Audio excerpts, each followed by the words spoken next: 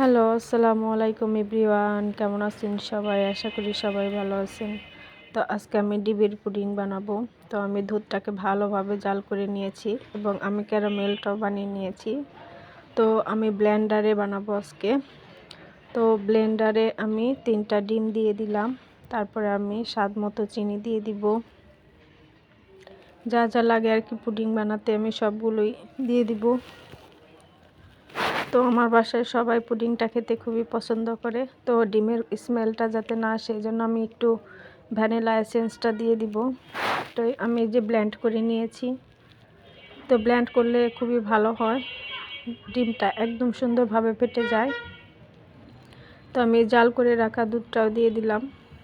তো দিয়ে আমি ভালোভাবে একটু মিশিয়ে নিব। তো এবার আমি ক্যারামেলের মধ্যে দুধটা দিয়ে দিব, একটু সেকে দিব যাতে স্মুথ হয় জিনিসটা। তো আমি ছেঁকে নিচ্ছিলাম। তো ডিম আর দুধের মধ্যে যে একটু অতিরিক্ত জিনিস থাকে সেটা যাতে আর ডিমের মধ্যে দুধের মধ্যে না যায় সেজন্য আমি ভালোভাবে ছেঁকে নিচ্ছিলাম।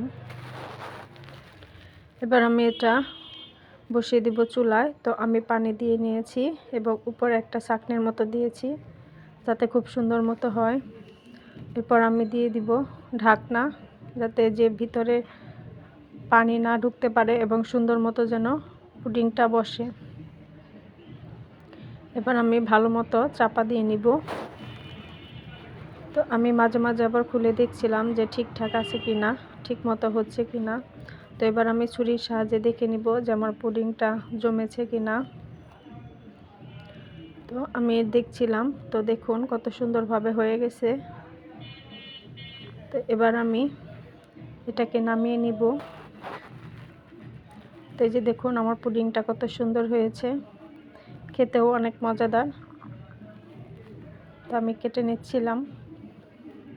তো আমরা বাসায় সবাই মিলে আজকে পুডিং খাবো। তো ভিডিওটি ভালো লাগলে অবশ্যই লাইক, কমেন্ট, শেয়ার করে দিবেন। ধন্যবাদ।